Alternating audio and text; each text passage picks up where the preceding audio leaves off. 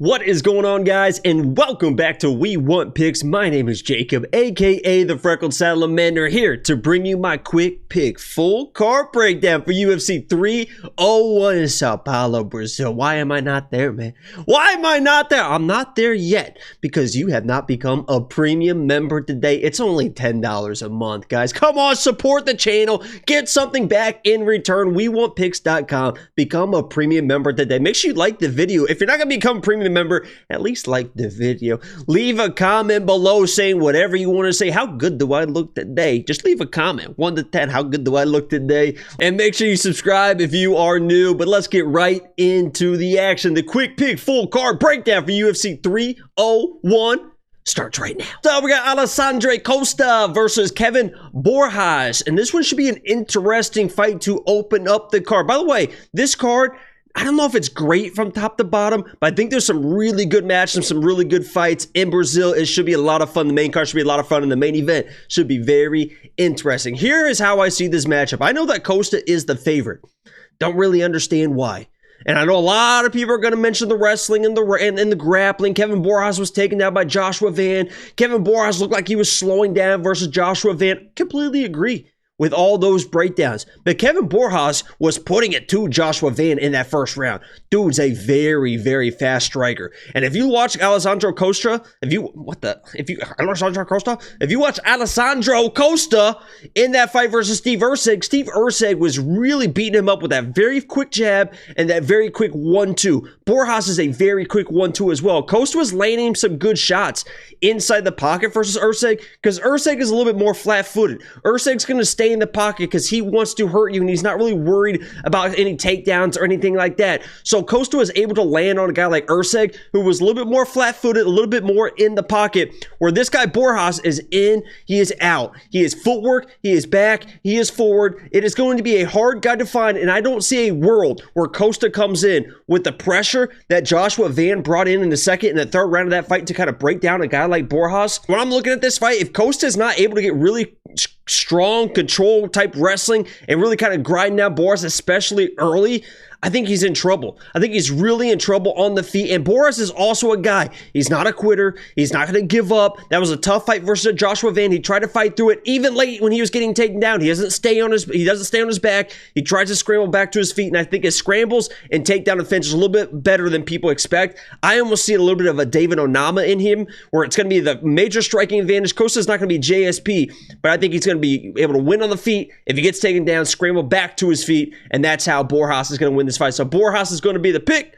Let's move on. Ismael Bonfim versus Vinc from Hell Pichel. By the way, one of the greatest nicknames I've ever heard in my entire life. If there's a better nickname, you let me know in the comments below. It's going to be Freckled Salamander #1 and Vinc from Hell Pichel #2. Listen, a lot of these breakdowns are going to be pretty straightforward. There's going to be obviously probably better fighters in some matchups. Vinc Pichel is not going to be that guy that's going to come in and kind of steamroll Bonfim in the first round like a BSD. This isn't, and you're going to hear that all week, right? This is not Benoit Saint Denis with the wrestling, with the striking, with the tenacity. Vinc Pichel is a tough dude, a little bit slower. He could stick around, and if he sticks around into the second, into the third round, we will see. But Bonfim, in front of his fans, should have the striking, maybe to get to the wrestling and the grappling to be able to win this fight. I understand people are going to stay away from Bonfim, and honestly, I've stayed away from Bonfim as well. I don't want to pay that price until I see that he's really kind of turned that corner in his career, but he is going to be the better fighter here. The odds reflect that. He should be able to get a finish, but if this starts getting in the second round, there could be some live bet situations for Vinc from Hell Pichel. But I gotta go Bonfim here. Let's move on to the next one. Dione Barbosa versus Ernesta, and this one should be very interesting because in my mind, guys, in my mind, Dione is a jiu-jitsu nerd. I understand she's got some decent striking, and on her back and even on top of people, she is very good on the ground. But this girl, Ernesta, she's no joke. Not only is she a no joke on the feet, and it's not a crazy power, it's not crazy technique. It looks like she's got some decent takedown defense, but it is just tenacious. I watched her. I sat here and watched her on her Contender Series fight, and everyone in the chat was telling me, bet the other girl. The other girl's this dynamic striker and has all this striking, and she's going to destroy this girl, Ernesta. And then Ernesta came in and just got in her face and just did not stop. Just did not stop. It was a very, very close fight, but did not stop. What I like about Ernesta in this fight is her tenacious style, her come forward attitude, her height. Her height with her takedown defense is going to be very hard for a girl like Dione to take down. Honestly, if Dione gets this fight to the ground, she's probably going to look like a monster favorite. But if she cannot get this fight to the ground, I think she is in big trouble because Ernesta is a tough girl, a durable girl, and she will just keep throwing volume through all 3 rounds. I don't think that Barbosa is going to be able to get the takedown she thinks she's going to be able to get.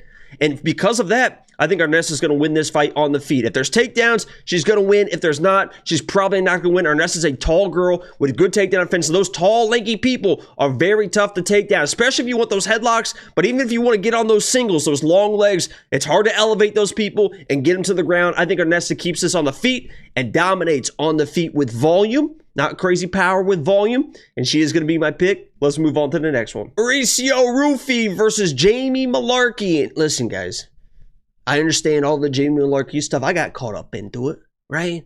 Lock of the week in the fall last year, towards the end of 2023. I got caught up in the Jamie Mullarkey stuff, right? Oh, he's got wrestling. He's got boxing. He's going to be my lock of the week versus Nazareth. Nazareth doesn't have power. Jamie Mullarkey's going to come in and smoke Nazareth. He's my lock of the week. I got caught up in it, guys, right? I made a whole video of me being Jamie Mullarkey, all this stuff.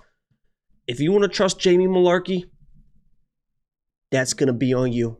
Okay, if it was me, if you guys knew it was me, you could trust me, right? I'm going to go in there. I'm going to give it my all. And Jamie Mullarkey's going to go in. He's going to give it his all. I'm sure he's going to have some success early, right? Because Ruffy is a guy that wants to counter strike. He's kind of like a smiling dude. He's going to sit on punches. I'm sure Jamie's going to land something, do something, maybe get a takedown or something.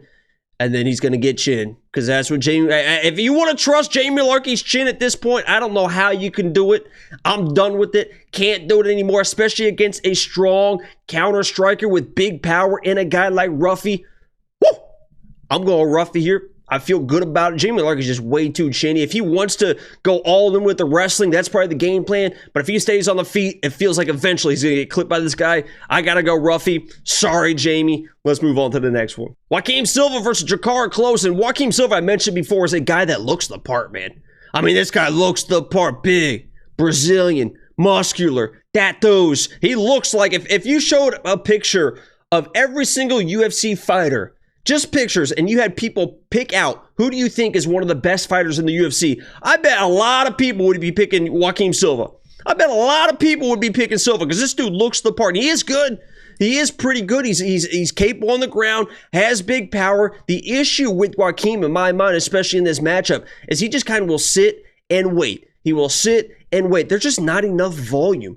And he can get chinned as well. He's got big power, but he knows he's got power, and he throws pretty much all power. He's not pumping out a jab, throwing ones and twos. He wants to throw those big hooks. He wants to throw that big power, and he can get taken down as well. Drakkar Klose is a guy that's going to throw a little bit more volume. He's not going to necessarily be looking for the knockout. The knockouts kind of find themselves with Drakkar Klose, and he has wrestling too if he needs it. So Drakkar Klose, to me, is just the better overall fighter. Silva looks the part.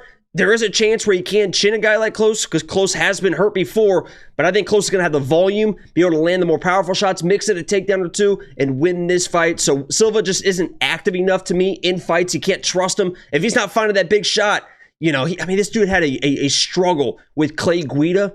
Drakkar Klose is not Clay Guida. I got to go Drakkar Klose here. Let's move on to the next one. John Silva versus William Gomis. William Gomis, former lock of the week. Right? A little bit ago, while ago. William Gomis is a very good fighter. I mean, he's a very good fighter. He's mixing the grappling now. He's got the wrestling. He's a French kickboxing style. He's going to sit back and wait and wait and wait and wait. And in this fight against a guy like John Silva, I think it's going to be his detriment.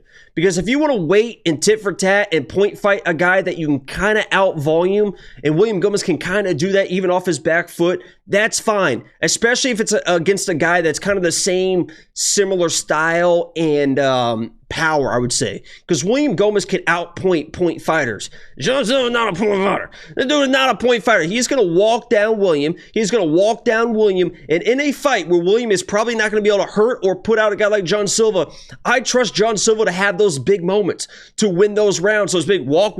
Ooh, big shot. And William Gomis is just not going to have those big moments in my mind. And if you're not going to have those big moments in Brazil, I believe that John Silva can either knock this guy out, find a finish, but if William just wants to dance, I believe John Silva is going to have those big moments to win those rounds. This could be a very close fight because William Gomis knows how to point fight, and he knows how to have close fights for good, for better or for worse, I think John Silva is going to have the much bigger moments in this fight to be able to win either the decision or hopefully maybe even find a finish. So John Silva is my pick. Let's move on to the next one. Elvis Brener versus Orolbai. Is there Orolbai? Look at Elvis Brener versus Orolbai.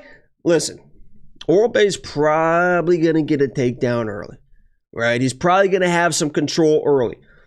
X's and O's to me in this fight is out the window. Elvis Brener's a very dangerous guy, not only on the feet, but on the ground. Jiu-jitsu guy, shoot a box, all that good stuff. Orolbai, you saw him get rocked a little bit versus Medic. Worked, I mean, and I would say rocked a little bit. He got hit a lot. Didn't look like it affected him too much and was able to get the takedowns and get the control and get the finish in that fight. Here's my breakdown of this fight. X's and O's, I don't give a fuck. Orolbai is probably going to get a takedown or two. The real fight, in my mind, starts when this fight starts the second round. I believe that this is going to come down to all heart, determination, grit, scrambling abilities, and from what I have seen between these two gentlemen, I know Orolbai is a tough dude. I'm not going to question the toughness of a guy like Orolbai, but when it comes down to heart, grit, determination, toughness, I've seen Elvis Brener fucking turn a fight around. I've seen that Garam fight where he was getting beat and beaten and came back and looked like a new man, and this dude has all the heart in the world. I have no doubt in my mind that he's going to be able to get through the first round of a guy like Orolbai, maybe even hopefully find a finish, right, in the first round with the striking. But in the second, in the third rounds, I don't think Orolbai is going to have the control, the takedowns that he thinks he's going to have, and Brener can really start wearing this dude down with just heart. I think this comes down to all heart, and if a fight comes down to all heart and a fight with Elvis Brener in it, I'm gonna pick Elvis Brener probably 10 out of 10 times. I don't care who the fuck he's fighting. I'm probably going to take Elvis Brener. So I am going to take him in this fight. I think it comes down to all heart, and I think Brener gets it done. He is my pick. Let's move on. Karolina versus Iasmin Lucindo. And this, I mean, it's 16-year difference. We got a 23-year-old versus like a fucking 39, 40-year-old. And I know Karolina has had some success in the last 4 fights, right? These are against girls that she can kind of out-volume. And if she can come in and stay safe and get to the second round and start out-volume a guy like, or a girl like Lucindo, you know, there is a chance that she can win this fight. But Lucindo has looked better every fight, in my opinion. She can wait a little bit too much at times, wait for that big, powerful shot. And if she starts doing that in this fight, it could end up being trouble. But I like her takedowns. I like her control on the ground. Throws a lot of kicks. And I think that the volume is going to be enough, especially with the power, because she's going to be landing the more powerful shots. And if Karolina gets behind, I don't believe that Karolina is going to pick back up the pace, the volume, stay in the face and the pressure of Lucindo, because Lucindo's going to be there. She's going to have the power. She can mix in the takedown. So if Karolina gets down early, I think she definitely wins this fight. She's got to win that first round and then hope that the volume can be enough to kind of win this decision. I don't see it happening. I think Lucindo's going to be able to get a takedown or two early, win that first round, and then really start laying some heavy leather on a girl like Karolina in the second round. So Karolina's typically pretty kind of durable volume striker, but I got to go to Lucindo here. Let's move on to the next one. Anderson Brito versus Jack Shore. This soft belly, soft body Jack Shore. Didn't want to cut the weight to bantamweight, so now he's just hanging out at featherweight, doing whatever he's going to do. Joe Anderson Brito is my dog. You guys know. Joe Anderson Brito. Lock of the week versus JSP. I love this dude, Brito. And honestly, I'm looking at this fight. I don't know how Jack Shore wins. Right? I don't know how Jack Shore wins. Brito, I think he's got the striking advantage. Right? We saw Jack Shore getting chinned by Ricky Simone. Joe Anderson Brito throws some heat, got wrestling on his own, grappling on his own in front of the home fans. You just got to hope, if you're Jack Shore, in my opinion, if you're betting on Jack Shore, you just got to hope that Brito gets tired, right? Go watch that Contender Series fight versus Diego Lopez. He knows what he's doing on the ground. Watch that Ninja Cho versus JSP. Watch these big knockouts. Joe Anderson Brito's a fucking problem, man. This dude's got big power, is aggressive. He is going to be in Jack Shore's face. Jack Shore is not going to have the power to keep him off. Doesn't have the defensive or offensive wrestling or grappling to keep this guy off. I love Joe Anderson Brito in this fight. I think he opened as a dog, honestly. These odds are like minus 170 now or something like that. I like Joe Anderson Brito. Unless he just like death gasses, gets tired, I don't see Jack Shore out wrestling him. I don't see him out striking him. He definitely doesn't have the power advantage. So give me Brito all day. Move on to the next one. Paul Craig versus Kyle, and this one should be pretty easy. Hey, Kyle, just don't go to the ground. Why does anybody go to the ground with the Paul Craig, huh? Why does anybody go to the ground with Paul Craig? Brendan Allen did it, And that's almost what worries me about Kyle in this matchup. I understand that Kyle should be able to be on the ground with Paul Craig. He's very high level as well. I'm not trying to discredit a guy like Kyle. But the only way that Paul Craig wins this fight is if you come into his guard and you get fucking triangled. Why even give him that option, right? You even saw Brennan Allen on the ground get into a little bit of some trouble with the little calf slicer. He had a choke in. Somehow Paul Craig like reached back with like this knee bar type of calf slicer. I don't know how he does the stuff that he does. Paul Craig is so good on the ground in scrambles. You just don't play the game. Kyle, you're a good striker. Good in and out striker. You got decent power. Don't play the game. If he starts playing the game, this fight honestly is probably 60-40. On the feet, it's probably 80-20 for Kyle. Just don't go to the ground. But I believe that Kyle is going to go to the ground. He saw Brennan Allen, right? Oh, I can do that though. And he's probably going to do it. And he should be able to do it. And he is going to be my pick. But anytime that a fight is on the ground with Paul Craig, you better be fucking worried. And I don't know why anybody wants to play this game. Kyle's going to be the pick. Keep it standing. Make it, I don't give a fuck, make it boring. But I mean, this is main card. Paul Craig, he wants to submit this guy, I'm sure. This could get very interesting. I'm going Kyle. But man, oh man, Paul Craig could be a problem. Hater versus Ihor Pantoja. And I like Ihor, man. Ihor. I like it. This dude's a very good striker. I know people want to give him shit for some losses and this and that. This dude knows how to box. This dude knows how to strike. He is a good striker. So if you want to pay minus 600 for Michel, the best thing that Michel has going for him in this fight, that he's always going to have going for him, which gives everyone's issues, is his movement. And he doesn't really slow down either, especially now at 185. And the movement is probably going to be hard for Ihor to catch, right? Because Ihor doesn't really have the kicks to cut people off. A lot of these times with the capoeira, with these guys that want to dance, they're in and out. You got to chop them down. You got to cut them off with the kicks. And if you start following them with the hands, that's when you're going to get into issues. So I'm sure that Ihor is going to run into some issues with the movement of Michel Pereira. Michel also has some good wrestling, some good grappling if he wants to go to that. Michel is going to be the pick. He is going to be my pick. But if Michel, starts standing and boxing with this guy, which he never really has done, but he could find himself in some issue because Ihor is a slick striker. He's got some slick uppercuts and stuff like that. And if he lands, he's got power to knock out anyway. Michel's typically a durable guy as well. But, Michel minus 600. We'll see if he looks like a 600 favorite. He definitely could. He definitely probably should. I'm going Michel Pereira in this fight. But Ihor's got some good boxing, underrated striking. Enough said. Let's move on to the next one. Anthony Smith versus Vitor Petrino. And this one, I've been back and forth on Vitor because I've been waiting for a moment to fade this guy. And then every time he fights, it seems like he's making improvements. You can tell this guy works hard. A lot of these big dudes with knockout power will come in and they know they're big and they'll just swing wild early and they'll try to get the knockout. And if they can't get the knockout, you know that they're going to fade. Vitor is not that guy. He has that type of power, but he doesn't really throw super wild. He's kind of just slow, methodical, will take his time. Now mixing in the wrestling, mixing in the grappling. Hey, guess what, Vitor? In this fight, just like I kind of told Kyle, don't use your wrestling in this fight.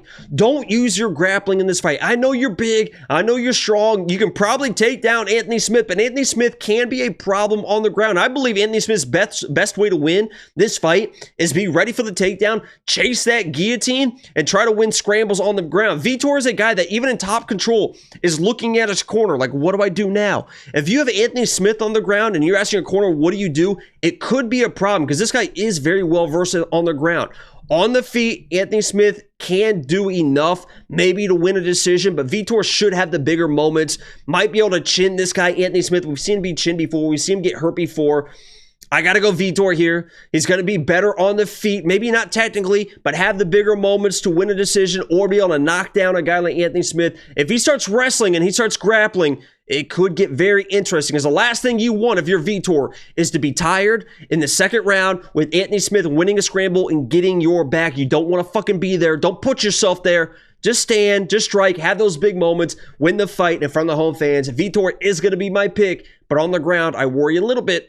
Let's move on to the next one. Jonathan Martinez versus Jose Aldo. And it'll be nice to see Jose Aldo get this send-off, right? And these odds have kind of widened drastically. This was like almost a pick-em up until this week. Now Jonathan Martinez, I think what I'm filming is like a minus 170, something like that. Jonathan Martinez has all the skills in the world to beat Jose Aldo. Jose Aldo to win this fight maybe mix in some old school wrestling that Aldo has, but definitely you got to just pressure this guy. You can't stay at range with Jonathan Martinez. And the issue is, everyone knows that. And even Jonathan Martinez knows that. He is so good at circling out and staying at the range that he wants to fight, fighting at the fight that he wants to fight. Aldo really has to either counter Jonathan Martinez's leg kicks with his own leg kicks and try to chop this guy down. But even if you start trading leg kicks with Jonathan Martinez, it's not a good situation. Aldo's got to get in the pocket, get this guy against the fence, get some clinch positions, and from the clinch, work in some really good dirty boxing, body work. Get him against the clinch, back off, pop, pop, back to the clinch, right? Breakaway, pop, pop, work that body, wear him down, slow down the movement of Jonathan Martinez, and then you can win that fight. But Jose Aldo coming in, he retired, now he's not. He's already talking about boxing matches that he wants to take. I think that he knew 301, Sao Paulo, the King of Rio, in Brazil. He wants that send-off. I'm sure he's going to give it his all, but I think he's going to be a little bit too outmatched against Jonathan Martinez. Jonathan Martinez is a very, very good striker. Those kicks are just fucking insane, man. I tried to doubt Jonathan Martinez before. I'm not doing it anymore, especially against an older, half-retired Jose Aldo. So I'm going Jonathan Martinez here. Let's move on to the main event. Event time. We got Alessandro Pantoja versus Steve Erceg, the Astro Boy. And listen, I respect Pantoja, right? I understand how good Pantoja is. A problem on the ground. This guy is all heart, all tenacious. I tried to fade him before against Brandon Moreno, and I think Brandon Moreno may have won that fight. But I said going into that fight that Pantoja is going to come through first round, be gassed, be tired, and then he is going to start fading, and Brandon Moreno is going to take over that fight. What Pantoja has shown in the last few fights is that even if he is gassed, even if he is tired, he is still able to kind of bully people. He is able to get those just kind of muscle takedowns and muscle people to the ground and keep that control, or just kind of sloppy strike into these positions to kind of grab and hold these people, or land some big shots into some more takedowns, and just he turns into a bully after the first round and turns into basically all heart, which is great for him, and it got him the title and got him some title defenses. But now he is against a guy in Steve Erceg, who in my mind is going to be the way better striker, way more tactical striker. Steve Erceg probably hangs out in the pocket a little bit too much. You saw that against Costa, right? Erceg trusts his power and trusts his combination and trusts his defense to be able to slip and roll with some shots, but he can get hit. Pantoja, in my mind, is a very sloppy fighter.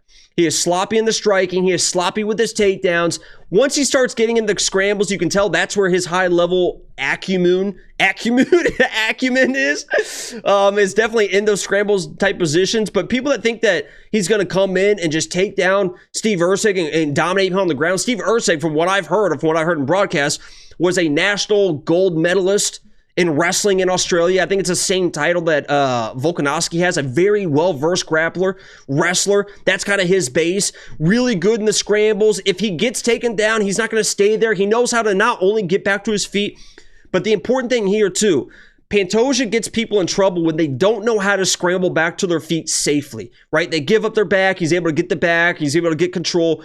Erceg knows how to scramble back to his feet safely. He knows how to use sweeps safely to not put himself in a bad position to get back to his feet. Not only get back to his feet, but use sweeps and scrambles to get into a more advantageous position. He'll say, okay, you want to wrestle? You want to grapple? I will grapple with you and I will beat you to that spot. It's going to be hard versus Pantoja, right? It's going to be hard to do that.